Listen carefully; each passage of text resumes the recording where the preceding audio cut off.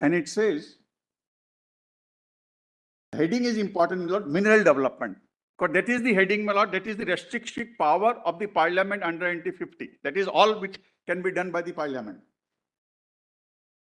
It shall be duty of the central government to take all such steps as may be necessary for conservation and systematic development of mineral in India, for protection of environment by preventing or controlling any pollution which may be caused by prospecting or mining operations, and the central government may by notification official make rules. And in exercise of that power, my lord, the rules have been made, my lord, Mineral and Conservation Development Rules 2017. My lord, and my lord, and without prejudice, my lord, clauses 1 to Q further provides, my lord, what rules can be made. And none of them, my lord, restrict the power of the state to levy any tax. None of the rules, my lord.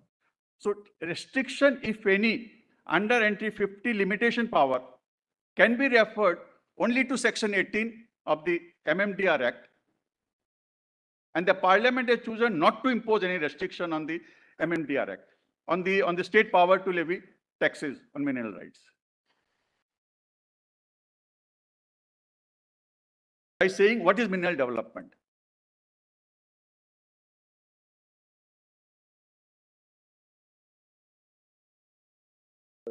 Anything else, Mr. No, yes, the two more aspects. My lord, there is no similar entry like entry 50, my lord, in list 1. So there is no taxing power, my lord, by Parliament to levy any tax on mineral rights. But taxing power has to be specific, my lord. It cannot be, my lord. It has to be specific, express and precise, and cannot be by way of implication or interfere or inferences, my lord. In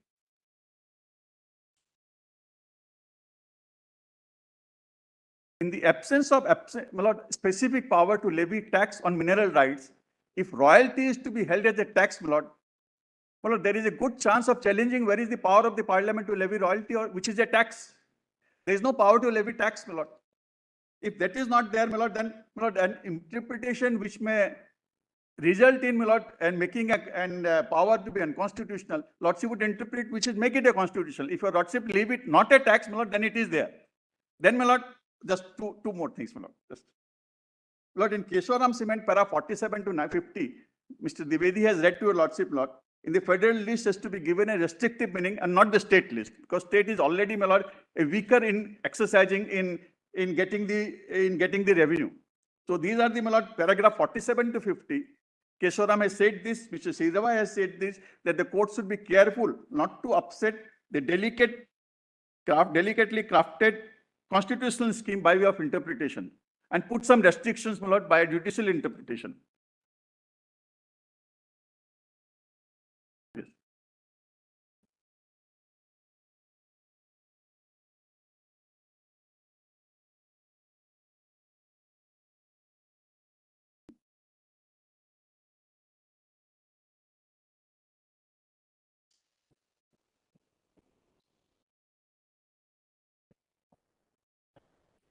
Yes.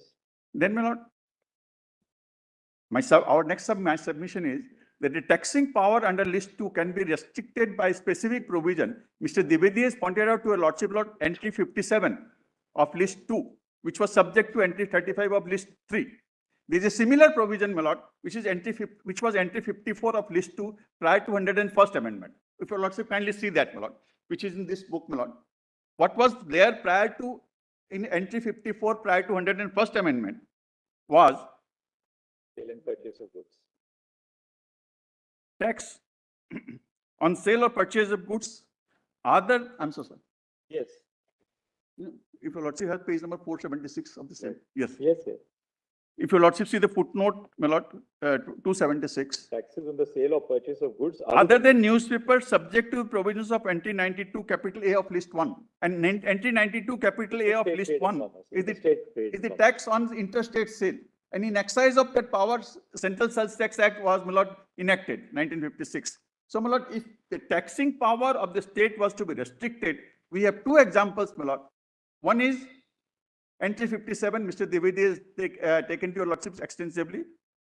Another is, my lord, this entry 54 till 101st Amendment Act, inserted by 56th Amendment.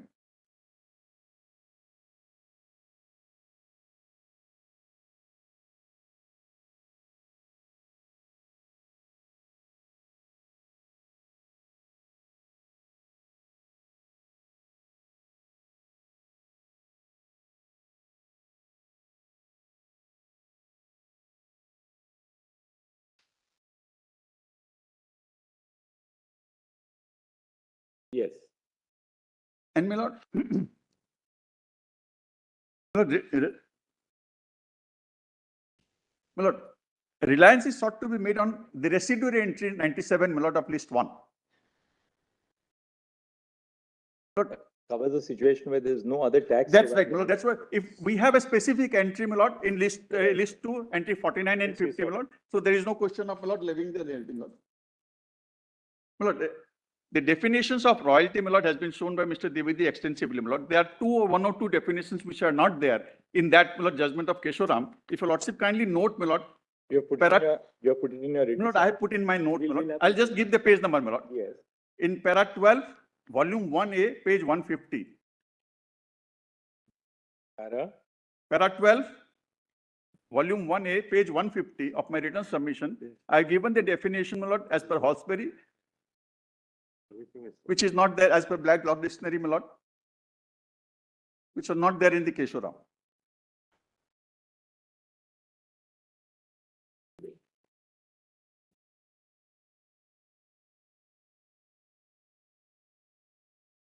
I think, my lord, the last batsman had a very clear, easier way, my lord, when the scores are scored very high by my predecessors, my lord. I'm extremely grateful to lord. I'm extremely thankful to both my colleagues also, my lord, who assisted me, my lord, Mr. Kavya and Mr. Pawan Agarwal, my Nandinis. I'm extremely grateful to your lords. Anybody else now? We call upon the other side. I think, my lord, our side is. Thank you. So, should we ask them today or you want to start? In case, you've been taken by a little bit of surprise because it's just 3:30. If you want to start tomorrow morning, we are fine. I was honestly hoping to open the matter for the reasons. I'm ready. You're ready? All right. Otherwise, we can start tomorrow if you wanted to. We give you the option. I can We're about 25 minutes to go. give your lordships a little overview of what Yes, certainly. really we are all about.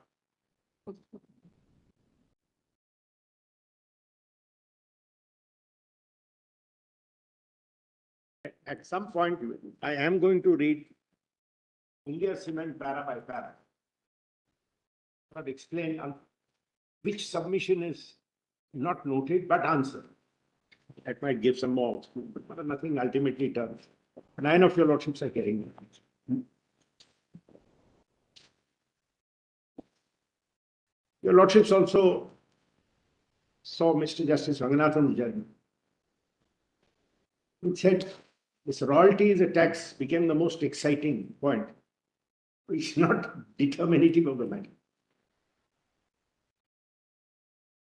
What our reading, the genesis of this is Malad in the Patna and the Karnataka, the Mysore, is as follows.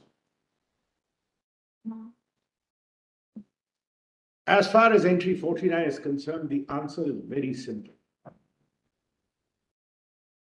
I'm going to show your lordships. It's there in my note, but briefly, I'm going to show my lord. The genesis of it. When we talk of land, we inherited the English system through our common law. And under the English system, if you are a freeholder, tenant in fee simple, as they call it, you own everything from the tip of the sky to the core of the earth. The British, when they came up, and for large areas, and especially our richer areas were all under British. Ruled Bengal as it then was, huge Bengal area, Orissa. And all these states are very rich in mineral. They created in the Geo Act 35 a mechanism. So they also realized one thing. This is not a question of allowing states the full measure of their taxing power. Certain taxes distort the federal balance. Not all our states are equally endowed. Orissa is rich in relative terms in mineral wealth. Bengal is rich in mineral wealth and coal. World War II days down, coal was the #1 mineral. Rajasthan, not so much. Now they found oil, but knows how much more there is. Maharashtra, where we come from, was not particularly good. I don't think Kerala has any mining at all. I'm not talking about minor valuable minerals. Karnataka is rich now. So, for a holistic development of the federal India, one of the things was disparate rates of royalty. Create economic deflections. And that is why entry 50 language is sui generis. I'm going to show that. It's not tagged to development or to conservation. Unfortunately, this is settled now. The HFC is right from Linger Rampur to Bajnath area. So, entry 15 is sui generis. Parliament realized, or rather the framers of the constitution realized. In fact, the framers of the government of India had realized that you can give taxing powers to the state, but this is one particular taxing power in which you must give the federal government there against the provincial governments. Now, my lord, the union government and union parliament as against the states. The power to limit the kind of tax and the quantum of tax which has been put in.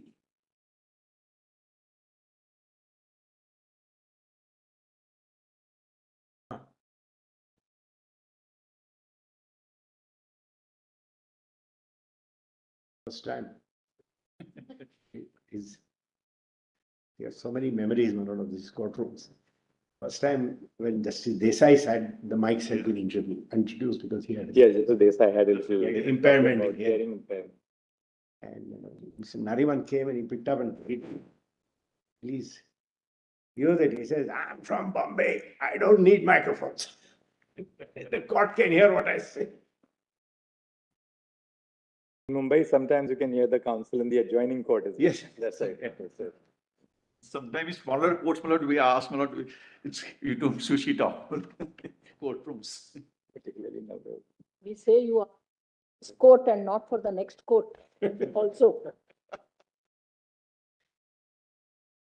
Limit your submissions to the point, to the law and to the courtroom. Yes. So, my lord, what is it that this challenge was brought as initially? And 2 or 3 submissions which have been made, my lord, shows it is necessary to, this is not, these are not issues which are res integra. The 3 kinds of balances in union and state legislations: occupied field, denudation,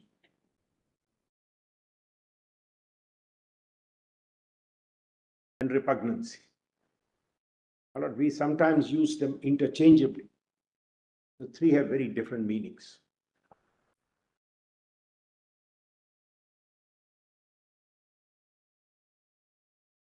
Today I'm just giving an overview. Tomorrow, the exact citation.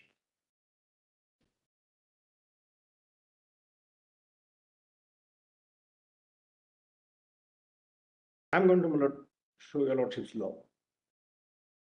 Denudation is an expression which is used sometimes in conjunction with occupied field for the fasciculus of entries which have Parliament may by law declare. What's the effect of that declaration? And to what extent does it remove the content or reduce the content of this corresponding state entry?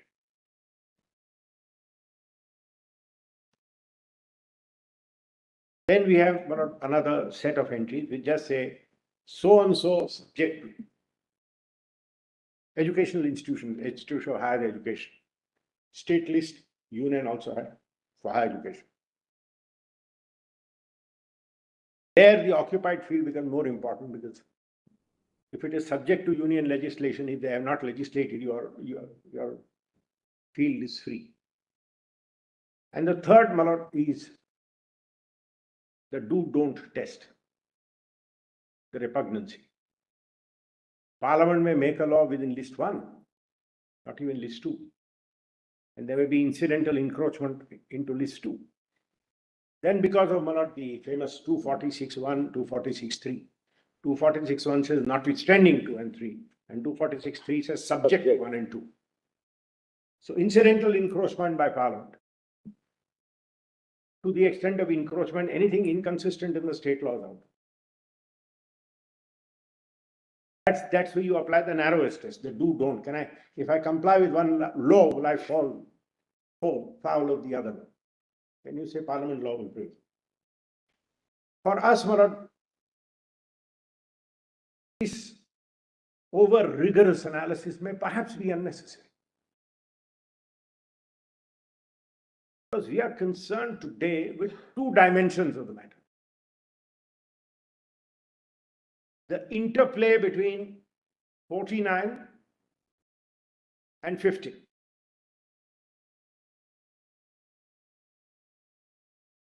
And secondly, what is the connotation of the limitations introduced in 50 expressing?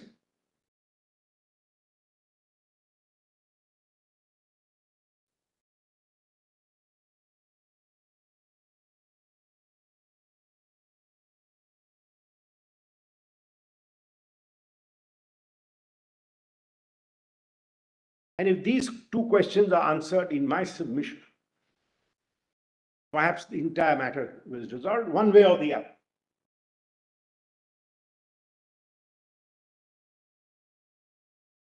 And yes, there are other side issues which will arise just to complete the full analysis, but this is one of the heart of the matter. The second is one of the overlay of our land legislation history.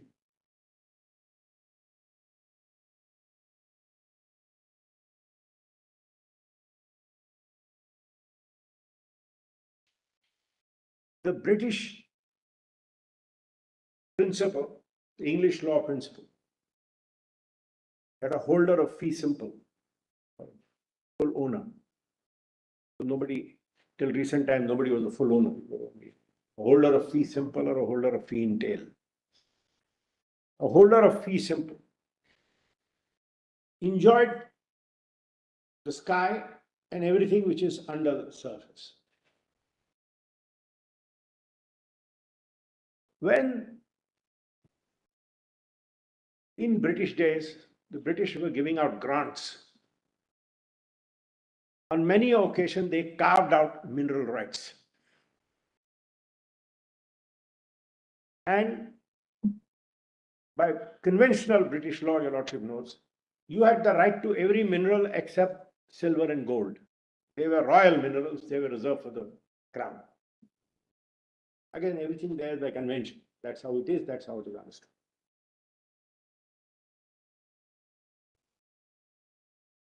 The devolution, therefore, firstly by way of many British grants themselves removing mineral rights, because they had the pressure of World War II. You needed coal, you needed iron ore, you need to make steel. So they started removing ore. He said, yes, you shall have the run of the land, but not the mineral rights. And came in 1950, our land reform laws, which are upheld primarily as laws of acquisition of land. And in our land reform laws, inevitably it said, mineral rights will vest in the state. There are some land reform laws in which there are still some private owners. And the Act, MMDR Act, is agnostic to ownership because it also covers private owners. We have one judgment of this court, my lord, called Jacob. Your lordships recognize that there are some areas, like some general lands in Kerala, for example, are still the old style, because neither was the original title curtailed by the British, nor were they covered by any land reform. So the old full ownership principle continues. But if you see the theatre of this, it's primarily lands belonging to the government, mineral rights belonging to the government. If I do not own a mineral right, I may have 50 acres, 100 acres of vacant land where I can do farming. If you want to impose a tax on what I have, you can include the trees I grow, plants I grow. You can have on a square foot basis, you can have on some return basis. All of them are recognized as legitimate measures having nexus with the land. But if the mineral rights don't vest in me, that mineral cannot become a measure of my land. You can't then say that I'm taxing a land, the measure is the mineral. I don't own the mineral.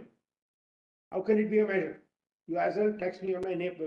My measure may as well be my neighbor's land. So it has no nexus with my land. I don't have. All I have is surface rights. Now you can tax surface rights in whatever sensible measure. But you can't say, I will also tax you for things which you don't own, i.e. the mineral rights. Now this is a very important dimension which Murthy missed when looking at 49. And the second problem it missed, and it is now not accepted, the special excludes the general, even in constitutional lists. If land includes, all my friends have given the definition, if land includes everything from the core of the earth to the tip of the sky, why did we then need a separate tax on mineral rights? Just at 49. If mineral rights is carved out from the field of tax legislation, placed under a separate entry, and which entry is limited, to what extent is a separate matter. You then cannot say, maybe so, but I still have my 49, which has no limitation. Then you're distorting the scheme of the constitution. Provided it is a tax on mineral rights. That's right. So if it's a tax on mineral rights, then the legislative field is covered by, not by entry 49, I'm but deeply by obliged. entry 50. My lord, if I am, But if mineral rights really, it constitutes a measure of the tax as distinct from the taxing entry. that's what I'm saying, my Entry lord. 49. Today I own a piece of land. I own a piece of land, I own 50 acres of land where I do farming. There may be a seam of iron ore under there. I can't touch it. A doesn't belong to me. But under Indian jurisprudence, that belongs to the state. And B, I can't touch it unless I go under the MMDR Act, apply, get a permission. And that too not as an owner. I will get a lease in my very land to work a mine which rests in that state. How can that mineral wealth be a part of my annual value?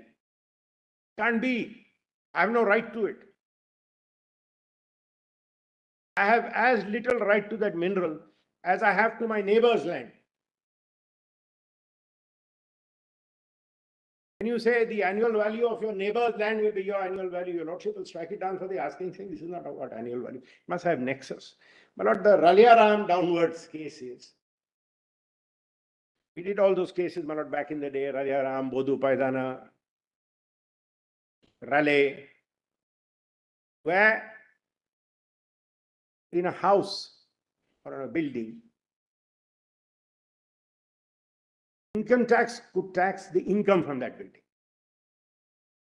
That is the tax on income. And the states could tax through their municipal bodies the building itself. Now, in one day, in that very building, if I'm the owner, and we, my lord, unlike England, we have had tax on the occupier, not on the tenant. So if you want to tax my building, you can tax it on square foot basis, or you can tax it on applying a value, or you can say its capacity to yield income becomes a measure. That's the earlier principle. The rent I may receive is not the measure. The rent I receive is a method of valuing the capacity of that building. And that is the relevant measure for that tax on the building. I own everything. I own the right to let that building out. See, even if it is vacant, it means nothing because I have that right. I may actually give it out to somebody who may be paying me much less than market rate, or I may give it out to somebody who's paying me much more than market rate. But the inherent capacity, we have all these cases from Daulat Rai, Diwan Rao, etc., which have said you have to go by the capacity of the hereditament to yield an income. Perfectly sensible. But you cannot apply that.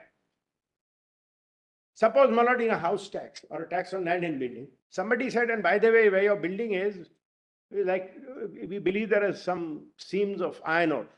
You will add that also. Can't. Because I have no right to that iron ore. It's there, but if somebody has to buy my land, then go to the government and get mining permission, get a lease, pay the state, because this belongs to the state. So, my lord, this is, we'll have to put all this together. Mr. Sarvi, just one, if we take the whole of tomorrow, you'll be wrapping up tomorrow? You'll be able to wrap up tomorrow? Maybe by, because I'm the opening, there's a lot of cases Right. which have not been shown. Certainly by Tuesday afternoon. By Tuesday, so. Ask it, Eric. And the attorney is there, my learned friend, Mr. Mehta is there. But my estimate, sorry. You're saying something.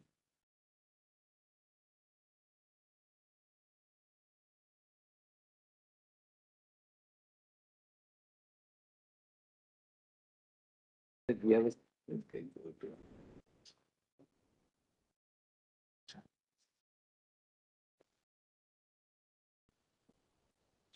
See that? Don't say that like this. Don't. I'm telling you. Lord, And it reaches our engineer.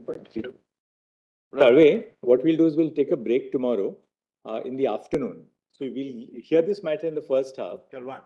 till 1 o'clock.